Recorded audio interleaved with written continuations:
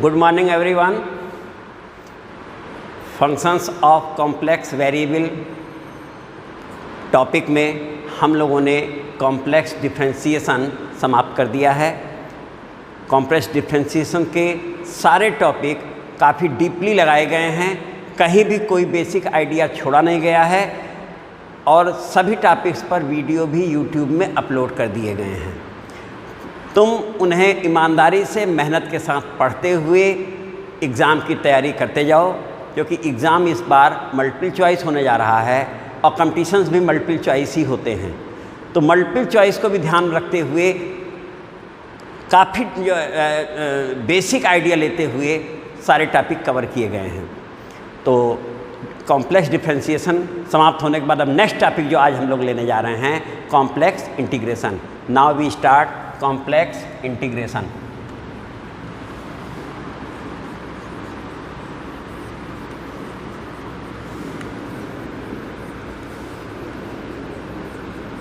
Complex integration ये topic हमारा next है, जिसमें हम लोग लाइन इंटीग्रल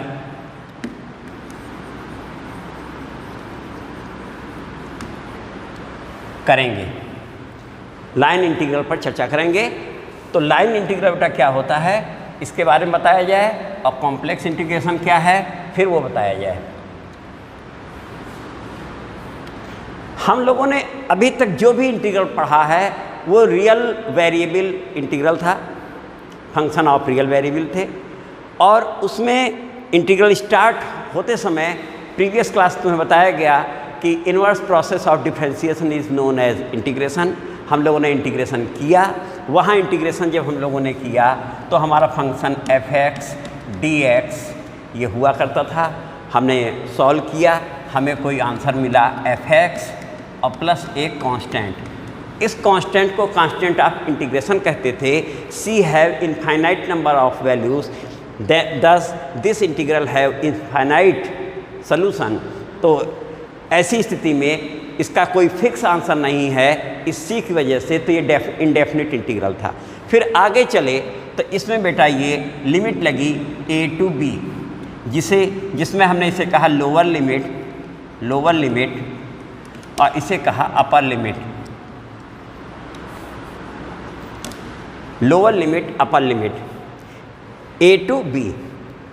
अब ऐसी स्थिति में हम लोगों ने जब इसे किया तो ये डेफिनेट इंटीग्रल कहलाया और इसकी value I final fb minus fa, जो कि फिक्स है, डेफिनेट है। तो ये डेफिनेट इंटीग्रल हम लोगों ने जब किया तो इसका जो ज्योमेट्रिकल मीनिंग थी कि area of this curve bounded by x axis from a to b। यानी ये जो भी सॉल्व कर रहे हैं ये हमें एरिया ही मिल रहा है कर्व से बाउंडेड x एक्सिस के द्वारा। और दूसरे वे में कहें कि solution of this integral from a to b। Exam कहेगा इवेलुएट दिस इंटीग्रल, तो वहाँ इवेलुएट दिस इंटीग्रल और एरिया ऑफ फंक्शन कहें तो भी वही है। तो इस तरीके से ये हम लोग पढ़े, ये रियल वेरिएबल इंटीग्रल था। यहाँ पर जो भी हमारा इंटीग्रल बेटा हो रहा था वो a to b में अलोंग x एक्सिस हमारी limit x equal to a to x equal to b है, यानी लाइन के अलोंग हो रहा है। जो भी इंटीग्रल हो रहा है ये लाइन के अलोंग हो रहा है। तो इंटीग्रल हमारा लाइन इंटीग्रल है। ये हमारा जो भी है अलोंग लाइन है। तो अब इसके बाद आगे हमारा कॉम्प्लेक्स इंटीग्रेशन की बात हो रही है। तो ऐसी स्थिति में हमारे जो फंक्शन होगा ये कॉम्प्लेक्स वेरिएबल z में होगा। उस समय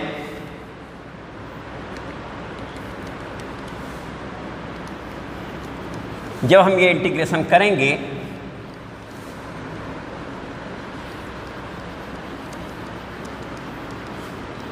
तो हमने अभी बताया कि ये जो हमारा रियल वेरिएबल वाला इंटीग्रल था f(x) dx, यहाँ पे जो हमारा पाथ ऑफ इंटीग्रेशन होता है अलोंग x एक्सिस होता है। तो path of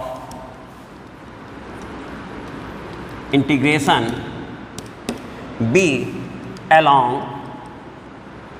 x axis from x equal to a to x equal to b। तो ये बेटा हमारा जो भी इसका पाथ है वो अलॉन्ग x एक्सिस है।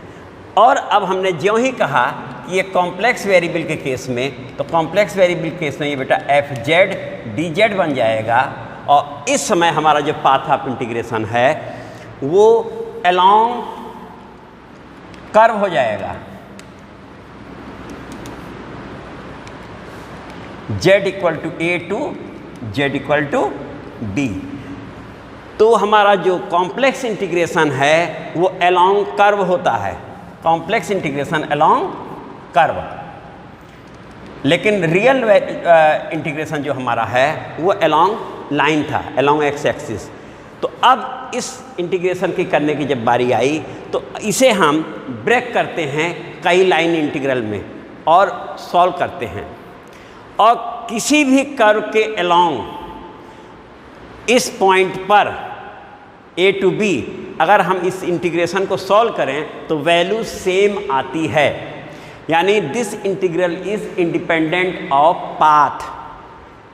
अब वो पाथ निर्भर करता है कि हमारा क्या है। तो उसके लिए बेटा देखो, अगर हमारा z equal to x plus i y है, जो कि होता भी है z equal to x plus i y, ये हमारा है, तो ये डी जेड हमारा हो जाएगा d x plus i d y. अब अलॉन्ग अगर हम रियल एक्सिस बात करें तो अलॉन्ग रियल एक्सिस जगह बना लेते हैं बेटा। अब यहाँ से हमारा integral a to b f z d z है, ये हमारा इंटीग्रल है। यहाँ पर एक कर्व के अलॉन्ग है, इसी को हम अगर ऐसे लिखे होते बेटा तो ये c f z d z equal to, यहाँ कर्व क्या है हमारा, ये जो ये कर्व है वो ए टू बी है, ए टू बी, यानी कोई कर्व है, यहाँ पर a है और इस प्लेस पे b है, ये भी हम कह सकते थे। तो ये भी जो इंटीग्रल है इस प्लेस पर z इक्वल टू a है और इस प्लेस पर कहीं z इक्वल टू b है। कर्व और आगे भी जा सकता है। तो इस कर्व के अलॉन्ग हम इसे इंटीग्रेट कर रहे हैं। तो इसे जब इंटीग्रेट करेंगे तो यहाँ पर path of integration from on this curve z equal to a to z equal to b हमारा हो रहा है। z इक्वल टू हमने कहा x प्लस आई वाई होता है, dz हो जाता है dx plus i d y along real axis, along real axis.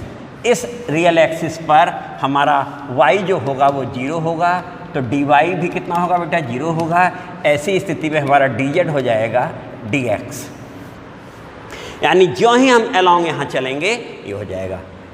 तो ये तुम देखो, इसी क्वेश्चन को हम लोग अगर थोड़ी देर के लिए कर्व यहाँ हम पहुँचा दें कि x इक्वल टू ए यहाँ है, z इक्वल टू ए इस प्लेस पे है, तो तुम देखो यहाँ से हम चलेंगे और ये चलते हुए अलॉन्ग रियल एक्सिस बात की जाए तो अलॉन्ग रियल एक्सिस ये हमारा इस प्लेस से यहाँ तक हुआ, अलॉन्ग रियल एक्सिस बेटा। तो अलॉन्ग रियल एक्सिस ये हो गया और along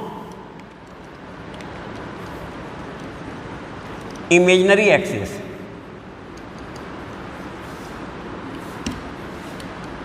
imaginary axis, imaginary axis along इसके अगर चलें तो हमारा इस स्थिति में x 0 होगा।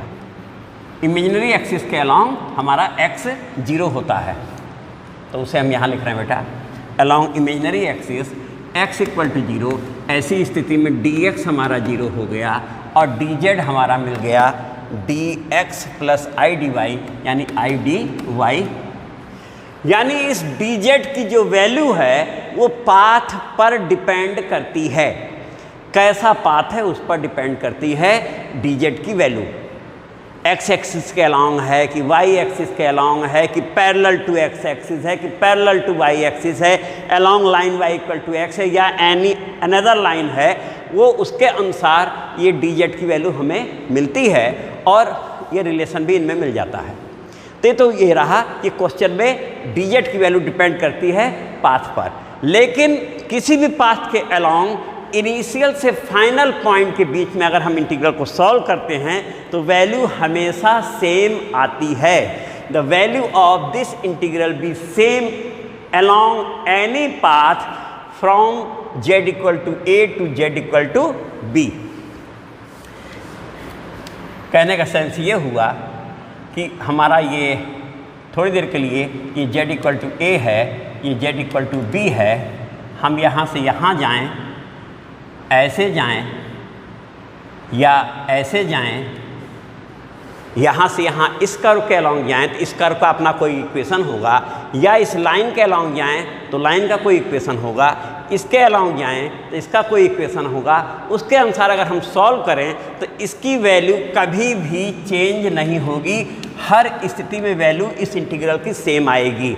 तो the value of this integral is independent of path. हाँ, किसके अलॉन्ग चल रहे हैं, क्योंकि इंटीग्रल हमारा अलॉन्ग एक्स एक्सिस या अलॉन्ग वाई एक्सिस ही इंटीग्रेट होता है, यानी हम इस इंटीग्रल को कन्वर्ट करते हैं अलॉन्ग एक्स एक्सिस और अलॉन्ग वाई एक्सिस कन्वर्ट करते हुए उसके अनुसार ही dz की वैल्यू रख दी जाती है बेटा। तो ये तो हमारा कॉम्प्लेक्स इंटीग्रेशन सॉल्व करने का रहा कर्व टू कर्व। अब यही कर्व बेटा अगर हमारा, तो तुमने देखा कि लाइन इंटीग्रल में हमारा कर्व के अलॉन्ग इंटीग्रल होता है, तो integral along curve be known as line integral, जिसे हम ये रिप्रेजेंट करते हैं, और ये एफ जेड डी जेड है, ये हमारा इस समय लाइन इंटीग्रल है बेटा। If curve is closed curve, that means initial and final point coincide, यदि प्रारंभिक और अंतिम बिंदु आपस में मिल जाएं तो ऐसी स्थिति में हमारा जो कर्व है वो क्लोज कर्व हो जाएगा। तो if initial and final point in this integral coincide, then this integral be known as contour integral. तो अगला केस हमारा क्या बेटा, कंटूर इंटीग्रल। कंटूर इंटीग्रल के केस में हमने तुमसे कहा कि if initial and final point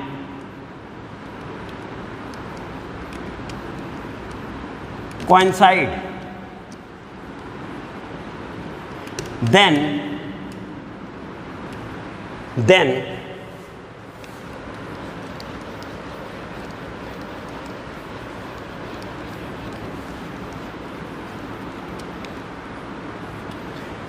integral fz dz, then integral this be known as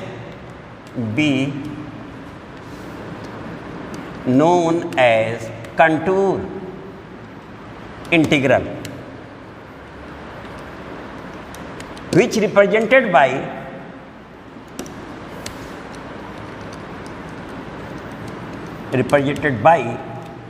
अब यही इंटीग्रल हमारा रिप्रेजेंट होगा बेटा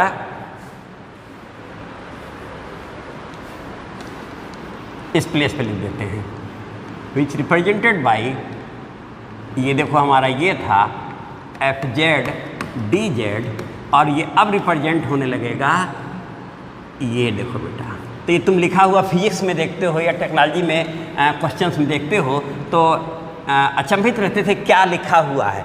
तो ये हमारा बेटा ये इंटीग्रेशन है along closed curve. A closed curve means initial and final point,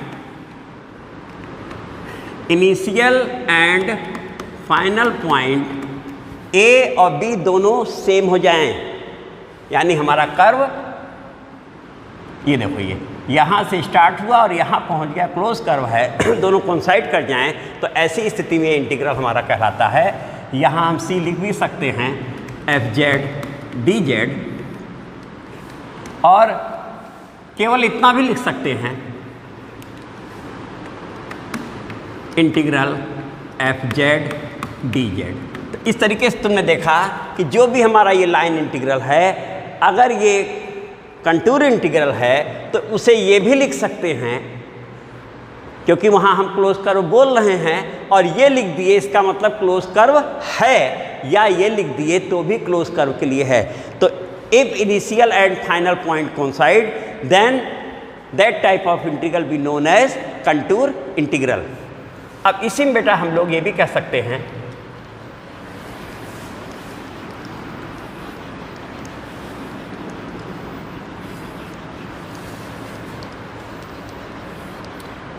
this is equal to integral c u plus i v और dz को कह सकते हैं dx plus i d y बेटा। क्यों? तुमने देखा था z equal to x plus i y होता है, तो dz हमारा हो जाएगा dx plus i d y और fz हमारा कितना होता है u प्लस आई वी, जो कि पढ़ चुके हो। तो इस तरीके से बेटा अब हम इसे लिख सकते हैं, दो लाइन इंटीग्रल में ब्रेक कर सकते हैं।